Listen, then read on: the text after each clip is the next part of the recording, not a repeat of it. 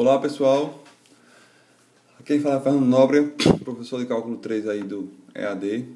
Eu estou fazendo uma videoaula baseada no livro texto adotado pelo UFPE no curso presencial, certo? Ele está no capítulo 15 do livro do Stewart, mas ele serve para a prova de vocês, tá bem?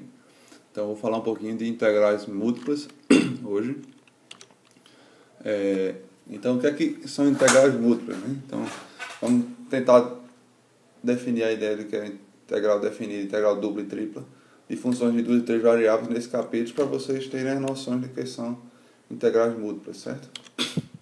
Essas ideias vão ser vão ser utilizadas para calcular volumes, áreas de superfícies, massas, ou seja, diversas aplicações, certo? Como probabilidades, etc. Também vamos aprender a fazer integrações com outros sistemas de coordenadas, como por exemplo o sistema de coordenadas polares para integrais duplas. E quando fizermos as integrais triplas, vamos pensar também em coordenadas esféricas.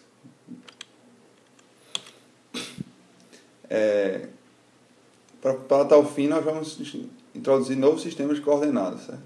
As cilíndricas e as esféricas, certo? Então, começando a primeira seção, vamos começar do básico. Primeiro vamos definir o que são integrais duplas sobre retângulos. Em seguida vamos tentar usá-la para calcular volumes, certo? Então, primeiro eu vou fazer uma pequena revisão, né? Todo mundo viu lá no cálculo 2, se eu não me engano, que para resolver o problema de determinar a área abaixo de uma curva, nós aprendemos o conceito de integral definida. Então, vamos aplicar esse conceito de maneira semelhante para calcular o volume de um sólido, certo? E a partir disso vamos chegar à definição de integral dupla. Mas antes de tudo, vamos lembrar os fatos básicos relevantes da integral definida para uma função de variável real, porque a nossa definição de integral dupla vai ser apenas uma generalização da definição da integral simples, certo? Então, lembrando, se eu tiver uma função f de x definida no intervalo entre a e b, qual a ideia da integral? É subdividir esse intervalo AB em n subintervalos pequenos, certo? Vou chamar, cada intervalo vai ter largura tamanho de xi menos xi menos 1. Então, o intervalo começa em xi menos 1, termina em xi. Então, o comprimento total do intervalo seria b menos a sobre n, se eu subdividir em intervalos uniformes. Então, para calcular a integral, vamos escolher pontos arbitrários x e estrela, certo? Em cada um dos subintervalos xi, certo? Então, em seguida, vamos tentar encontrar essa soma de Riemann, que seria o valor da função f no ponto xi, estrela, vezes Δx, somados de i igual a 1 até n. Então, isso aqui é a famosa soma de Riemann, certo? Tomando esse limite para um n muito grande, ou seja, a largura Δx tendendo a zero, nós chegamos à definição de integral definida de uma função de a até b, certo? Que seria a integral de ab de f de x dx, é o limite quando n vai para infinito, o somatório de i igual a 1 até n, de f de x e estrela Δx. Então, no caso especial, para uma função positiva, f de x sempre positiva, essa soma de Riemann tem uma interpretação geométrica muito interessante, que motivou de fato a definição dessa integral. A soma de Riemann é interpretada como a soma das áreas dos retângulos aproximadores da figura.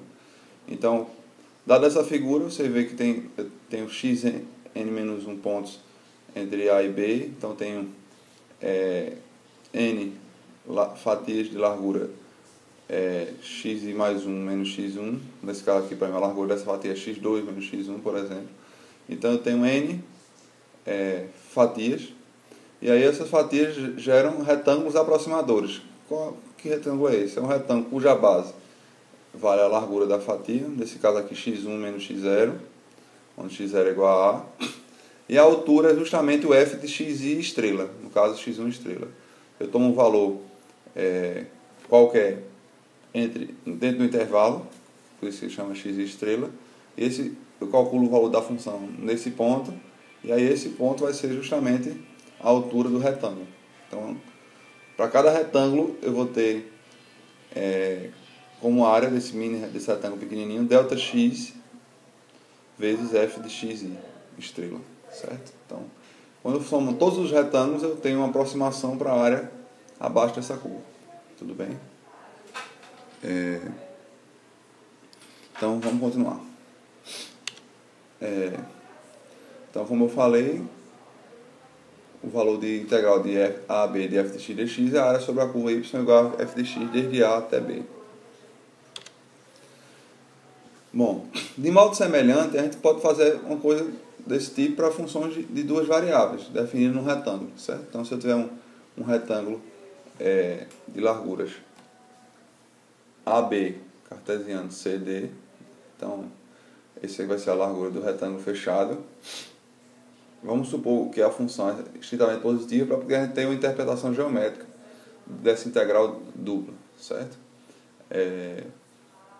Vamos supor f de x, y é igual a 0. Eu vou mostrar agora um gráfico de f. Vai ser uma superfície da equação z igual a f de x e y, certo? Então está aqui um exemplo de um possível f de x, y aqui, estritamente positivo, certo? E aqui está o domínio R, que seria um retângulo, certo? De bases AB e CD, de altura CD. Então, como essa função foi definida estritamente positiva, eu posso definir então um sólido que está acima da região R, certo? E abaixo do gráfico. Então, esse aqui é como é que eu posso dizer? Nosso objetivo, determinar o volume desse sólido S, certo? Então, o sólido é a região do espaço XYZ entre 0 e f de xy, certo? Onde xy vai pertencer ao retângulo R. Então, o primeiro passo, fazendo de uma maneira análoga à integral de uma variável, é dividir o retângulo em subretângulos.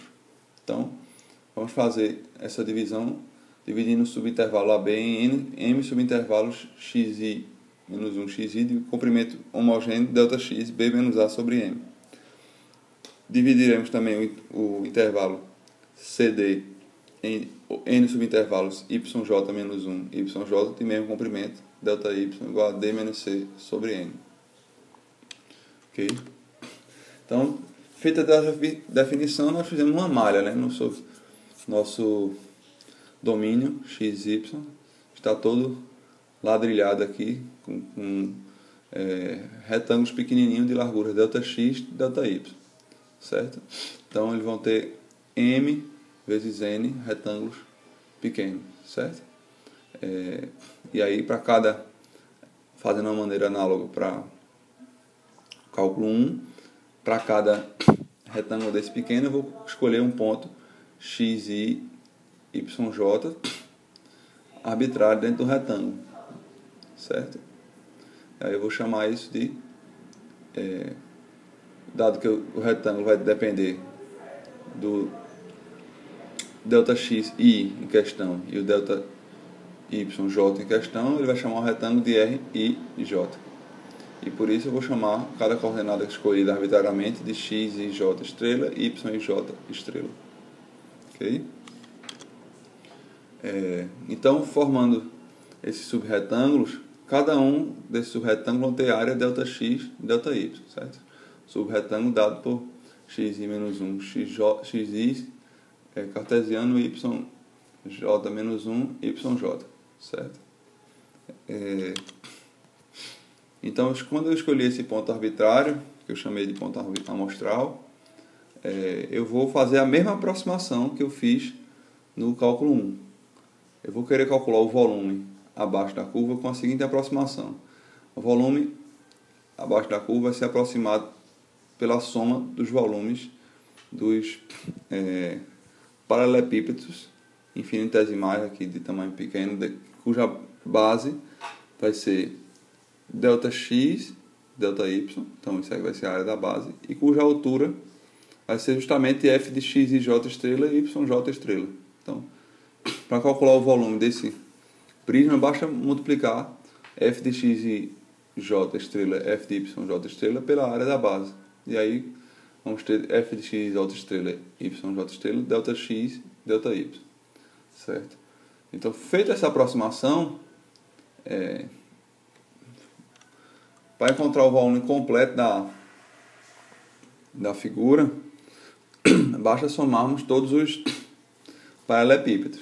Então, olha aqui a imagem da figura, então é aqui comparação com um pequeno paralelepípedo de base ΔX, ΔY, e a altura é f de x e j estrela e y j estrela. O volume dessa caixa, então, vai ser dado pela altura vezes a área do retângulo, certo? De base, como eu falei. Se fizer esse procedimento com todos os retângulos possíveis e somarmos os volumes das caixas correspondentes, temos uma aproximação do volume total. Então vai ser o somatório em todas as caixas. As caixas M, N caixas, né? Então somatório de I igual a 1 até M, J igual a 1 até N, de f de x e j estrela, y de j estrela, delta A, onde delta A é delta x e delta y. Então, em maior detalhe, a soma dupla significa que em cada subretângulo, vamos calcular o valor de f no ponto escolhido, multiplicarmos esse valor pela área do subretângulo e somamos os resultados. Aí, intuitivamente, se eu fizer essa aproximação mais refinada, ou seja, quando eu aumentar os valores de m e n, eu vou esperar que isso convirja para o volume da superfície, da área delimitada pela superfície e o plano XY. Então, tomando o limite com nm para infinito, essa aqui é que vai ser a minha integral dupla. Limite de mn para infinito, somatório de I igual a 1 até m, somatório de j igual a 1 até n, de f de x e j estrela, y e j estrela, delta A. Certo? Então, a expressão que mostramos anteriormente corresponde ao volume do sólido S, delimitado pela região abaixo do gráfico de F e acima do retângulo R. Certo? Então, essa definição é bem coerente com a fórmula de volume que foi vista no cálculo 1. Certo? Esse limite ocorre frequentemente, não somente quando estamos falando de volume, mas em diversas situações. Certo? E aí, por isso que isso aí vai ser chamado de integral dupla, não só o volume, certo? Então a gente vai fazer a definição de que a integral dupla de uma função f sobre o retângulo R vai ser justamente esse limite que eu acabei de mencionar, certo? Se esse limite existir, esse limite desse soma dupla de I igual a 1 até m, de j igual a 1 até n, de f de x e j estrela, y e j estrela delta A, isso aqui vai ser igual a integral dupla de f de x e y dA num retângulo R, se esse limite assim existir. Bom, pessoal, então se o limite da equação anterior existir, a nossa função vai ser dita integrável, certo? Então aí não é o objetivo desse curso, mas nos cursos de análise ou cálculo avançado, todas as funções contínuas são integráveis. Então vocês vão assumir esse resultado e vão ver mais adiante que todas as funções contínuas são integráveis. E na verdade, essa integral dupla existe desde que f não seja tão descontínuo, né? Então, também eu vou afirmar agora, no caso particular, que se f for limitada, se existir, ou seja, uma constante m, tal que módulo de f de x seja menor ou igual que m, faltou m aqui no texto, para todo x, y em R, e se f for contínua ali, ou seja, em R, exceto em número finito de curvas lisas, então f é integrável em R. Okay? Então eu espero que vocês tenham entendido a definição de integral dupla. Nós não fizemos nenhum cálculo nessa videoaula, foi apenas para dar uma noção do que era uma integral dupla, mas na próxima aula, na próxima videoaula, vocês vão entender como é que se calcula a integral dupla, certo? Então até lá, pessoal.